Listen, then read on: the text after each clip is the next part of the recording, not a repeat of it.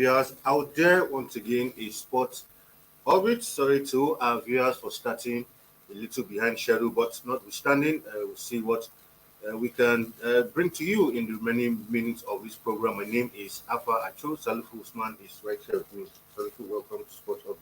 Thank you. Of course, also joining us all the way from the UK is Wale Ayeni. Wale, how are you doing? And welcome to Sport Orbit. Good afternoon to you, Alfan and Salifu. I'm very fine, and very good afternoon to everyone in the studio. Thanks for having me. Okay, all right. Quickly, we'll begin straight from the Olympic Eagles once again. I mean, when you keep talking about Nigerian football, it looks like it's dwindling because you expect that, I haven't missed out on the last Olympic that at least come next year in Paris, at least once again, we'll see our Olympic, football team representing Nigeria flying our green, white, green. And over the years, since we won the Atlanta Olympics, almost every country that goes to the Olympic generally always look out for the Nigerian team. But this will be back-to-back Olympic, and Nigeria will not be participating in that event simply because we were knocked out by Guinea in that all-important AFCON under 23 qualifier. And of course, a qualification for the AFCON would have, not that qualifying for the AFCON would have made it to the Olympic, but at least it's a leeway to the Olympic. But even the AFCON, we are not even there. Remember yesterday we spoke extensively about coaches and all of that. Here again, a certain Salis Yusuf, we gave him the chance job, couldn't do anything with it. Here now with the Olympic Eagles, now we are out of the competition once again. Yeah, for me, I'm not surprised about the whole thing. We got the ticket. It is obviously clear that we are heading to it. Just that, and it finally happened. Yeah. About 2 weeks ago, a week ago at this station, we clearly say that was before the match, the first leg at the Motion Abiola National Stadium, which they play let's draw. We see that saying, well, I don't have any confidence in the ability of Salis Yusuf to deliver the job because if you look at statistics form, but everything I can't recall anything of that. I can't report to any particular issues that I can put as a success to Salis Yusuf.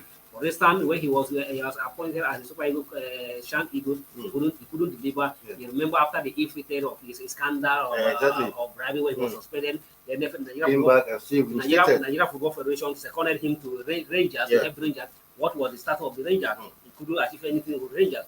Then he take up the job at the Canopilla, West Canopilla went down organization. So if you're looking at all this, but I'm still wondering why the Nigeria Football Federation still see him as one of the favorite shy in Nigeria, and despite all these failures and all the coaches we have around. But you say that it is unfortunate that Nigeria, a team that have won the Olympic gold medal, a team that have won the silver Olympic gold medal, a team that have also we have won all the medals of the Olympic, and now we are going to miss out for 2 consecutive Olympic. And like you said, there's no any Olympic part because of our season and because of our seat in the Olympic. That definitely everywhere you come to football event, people always look out for Nigeria. And but fortunately, 4 years ago, we couldn't qualify because the second one, Imama whatever he was given the job because of his success with the Rangers. When he won the title with Rangers in Nigeria, felt that yes, we are surprised. He can do the job. He was given the job. He went to Egypt. In all cases, he even qualified for the 8-nation tournament qualifier, which happened in Egypt. But at the end of it, he couldn't make it to the top 4 to qualify for the Olympics. But here, one Salisu cannot even get what near the door. But you know why this? It's not the fact that we need the ticket that is so painful to me. Why I'm most pain in this situation? It happened at the exactly time when we Super Eagles also failed to beat Guinea-Bissau. If you recall, we have Guinea-Bissau. This is a country that it was split into 3. Equatorial Guinea, Guinea-Bissau, and then Guinea. But in the same eve, on the same week, Guinea-Bissau and Guinea get a result against Nigeria, a mighty Nigeria. Guinea, if you put the 3 Guinea together, the Equatorial Guinea, the Guinea-Bissau, and the Guinea, I don't think if they are off to one region of Nigeria, either the South Nigeria or Southeast Nigeria, they're off to. But these two nations came and get the result against Nigeria at the same day. That is the most painful aspect of the whole thing.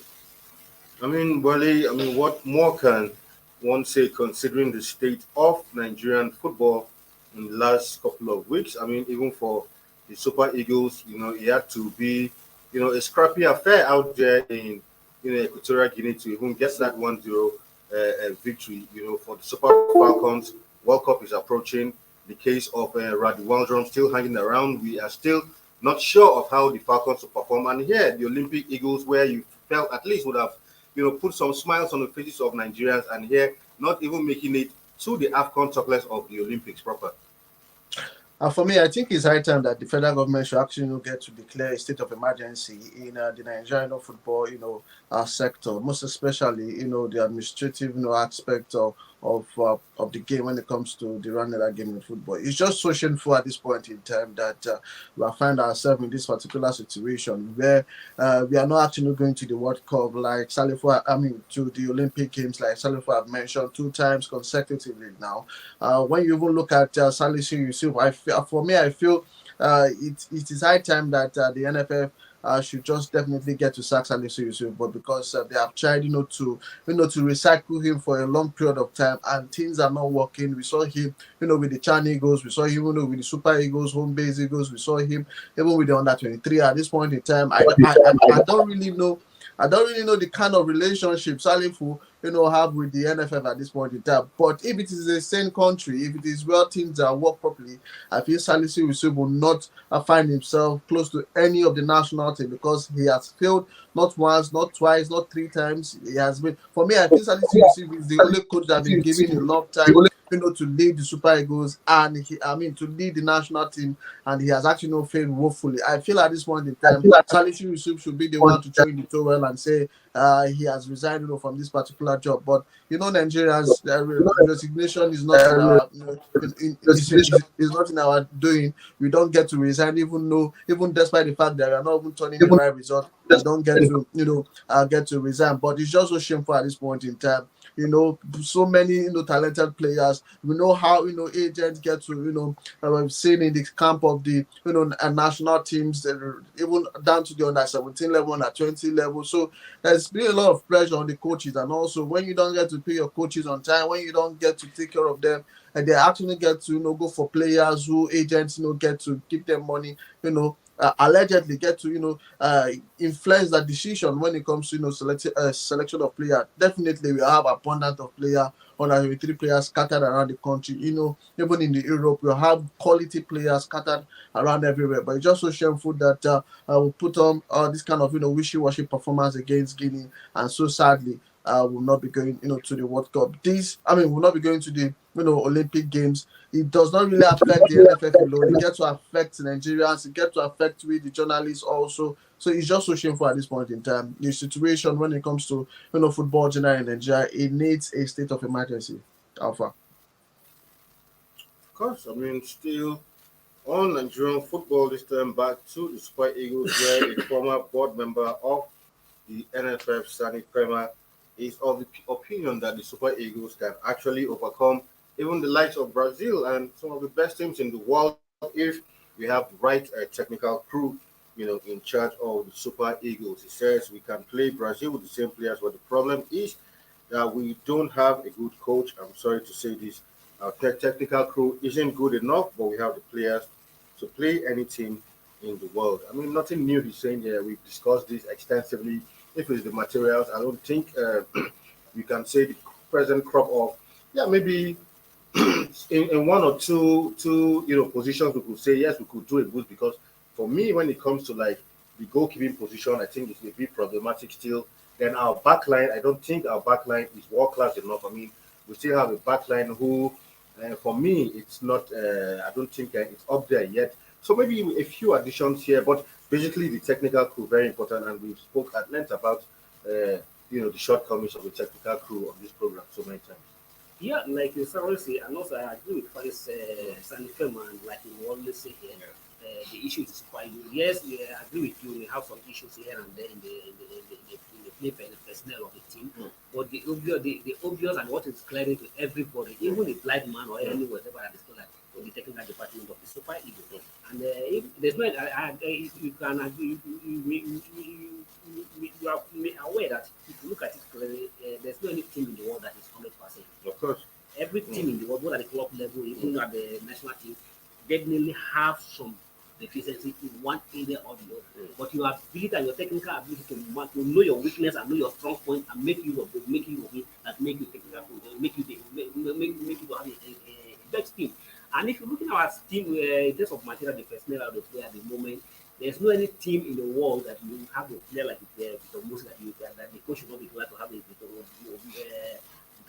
Osimhen in his team. Yeah. I know you have the player who is banging in goal, one of the top scorer in the city, one of the best, one of the top scorer in the Europe, and coming to struggle against a team Guinea. It clearly shows that something is missing. You can have you can have Papi in your team, you can have Messi in your team, you can have everybody in your team.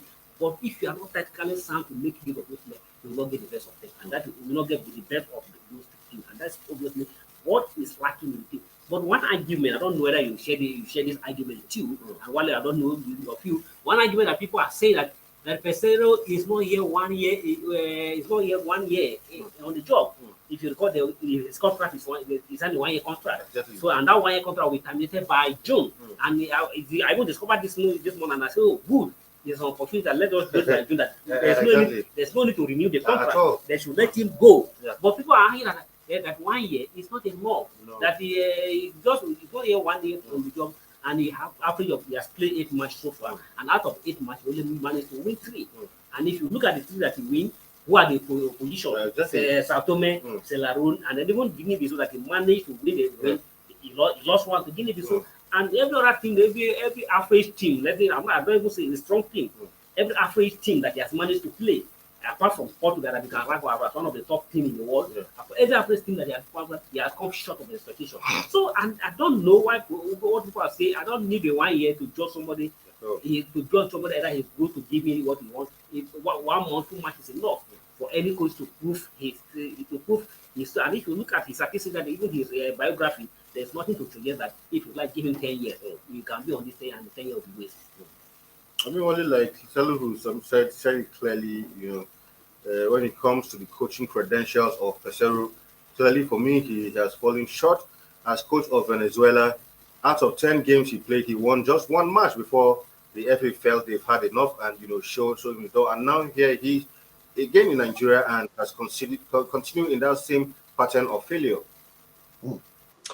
Of course, no, for Pizarro, I feel he's not, the right man to lead the Nigeria, Super Eagles at this point in time. For me, he does not have, the technical ability to guide that team. If we really want to win, the Nations Cup, they're talking about the one that will be heading Ivory Coast. I feel he's not the right man for the Super Eagles at this point in time. We have seen coaches who, after 5 games, after 7 games, they have been sacked, and at this point in time, Pizarro case should not be, a different. We saw how he lost against Portugal, he lost against Costa Rica. But if your team is playing well, you're losing, people will know that, okay, you are actually not playing well, you're bringing, the right tactics or, to the team. But in the case that you're not bringing the right tactics to the team is deficient at this point in time. I feel he's not the right man to actually get to lead the Super Eagles if we're really serious, about getting to the Super Eagles where we want, them to be at this point. Then when you talk about, the quality of players, no doubt about it,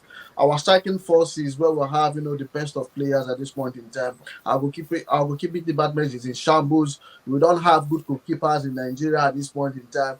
Definitely we have so many goalkeepers in the league. I don't want to believe that we don't have a good keeper in the MPFL that can actually man the sticks for the Super Eagles. When you also look at the defense and the midfield, those midfield is shaky at this point in time. The defense also, I think our defense is even better than midfield at this point in time. So I feel there's a kind of change that we need in the national team at this point in time. We should bring players who are ready, who have the commitment, who want to actually die on the picture for their country, not bringing players who just want to come for the show and also just because they're playing in Europe. If we have good players that play in the MPFL and they are better than the players that play in Europe, who say we can't field those players to get to represent the national team? Look at when Steve Keshin actually won the Nations Cup. We got 6 quality home-based players that actually break into the national team, and they actually did fantastic well for for the nation in 2013. Look at Sunday Oba. Who knows Sunday Oba before the Nations Cup? Some of us didn't actually get to, so many people didn't get to know Sunday Oba even before the Nations Cup. But we saw how impressive he was at the Nations Cup. So I feel at this point in time we should select players who are committed, who are ready to play for the national team, who want to give all their best to play for the national team, wherever they are. If there is a Nigerian league, if there's any, even though they're in NLL, so far they have this, commitment that they want to play for Nigeria, and they will put on an impressive performance. They should be given opportunities for them to play, and not be, getting to be recycled foreign-based player who just want to come and relaunch, their career with the national team. Salifu. All right.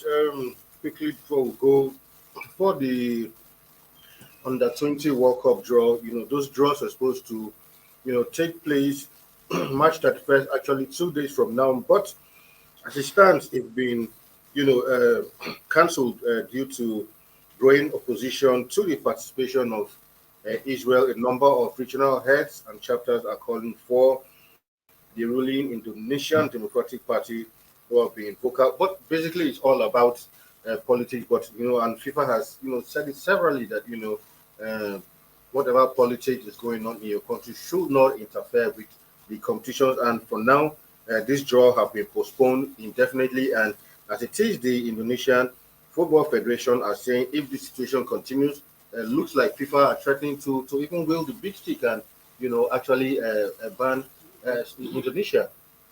Yeah, I think, and at the same time, what now I'll blame FIFA why some of those issues always come up. Before you award any hosting right for any country, you should try to. I don't think that FIFA is lack of any information. Exactly. I think it's feel the pulse of that it's lack of any information about any nation across the group. And before you award a tournament like this or whatever any hosting party, you should try your deep background work and know what that country stands for. Exactly. In terms of their religious issues and their political issues, and their history background, because of how tolerant and they tolerant to other nations and everyone else before you award trust tournament to any sort of nation. We know Indonesia is an Islamic country. And at the same time, I always believe if you feel you have a certain faith or a certain belief you have that you think it does not go, you just share with other people who have a different view or a different faith, then don't bring yourself out to a public view to accept to organize a world event. But if you feel if as a donation, if you are Islamic country that you keep faith to your Islam and keep faith to your religion, and you don't want anybody who don't have that view or that view or don't have that same faith to come to your country, don't bring yourself out to come and host a global event. If you are coming to say you want to open your domain to a public to global, you should be ready to accept anybody that is coming to that country. So sometimes it happens in other nations. I don't like that. Why it talks to people. Football is one thing that has bound everybody together, bring us, unite us together. It's an entertainment world, and I wonder why sometimes some of these issues with religion issues keep on progressing. What is your issue with Israel? You are probably a Muslim Israel is a Christian nation, and they are not coming there to come and Christianizing your country or change your faith or change anything. They are only coming there for football reasons. Exactly. And if you feel you can't, you know, because before you accept it to hold it, you should be ready that every other person, even gay, people who are practicing or who are practicing any form of thing, can't come to your country. But if you feel that you can't accommodate them, don't position yourself to host festival. And FIFA also should look at the history and the background of any nation before awarding just event. Now they are in Denmark. We have the event is scheduled for the draw supposed to be on 2 days from now. The event is scheduled for July. The time is very constant. When are you going to change the time now to award another country that will be ready to hold the event in the next 4 months? Quickly before we go, this news broke out today, of course, and deservedly so. Former United manager Sir Alex Ferguson and former Arsenal manager also Arsene Wenger have been inducted into the Premier League Hall of Fame. Of course, this announcement was made earlier today, and with this announcement, these two managers are the first to be inducted, Premier League managers to be inducted in the Premier League Hall of Fame. Well, quickly, and I mean, how do you see this? I mean, well deserved, if you ask me. It's a well-deserved from the two managers. When you look at Alex Ferguson and Arsene Wenger, they have 16 Premier League title in between. Alex Ferguson has won 13. Arsene Wenger has won 3 Premier League title, and again a lot of FA Cups. They are the manager who actually set the rules when it comes to managing a Premier League club at this point in time. Which other manager, present manager, are actually looking at their template and working with it at this point in time. When you look at their philosophy, impressive. Manchester United has never had a good manager as Alex Ferguson, and Arsenal also have never had a good manager like Arsene Wenger, and those two men have actually contribute immensely to the development of the Premier League at this point in time. I think this is a welcome development, and also is a wake-up call for other managers in the league at this point in time, for them to actually put in their best and also get to contribute their own quota to the development of the league. And also, hopefully, we should get to see a Nigerian player in the Premier League Hall of Fame in the nearest future, just to encourage our players who are currently playing in the Premier League that they can actually achieve their goals if they really get to work hard. All right, with that, we draw the curtain on today's episode of program. To our viewers, once again, we apologize for starting behind schedule, but tomorrow, hopefully, we'll give you a full package and a more exciting and interesting episode of the program. Only thank you for joining us on today's edition of the program. All right, Salifu, thank you for coming, even though it's more like an abridged version. Thank you. Yeah, all right, tomorrow is another day. We'll give you another interesting episode of the program. Until then, do stay safe out there. My name is Apacho, and it's bye for now.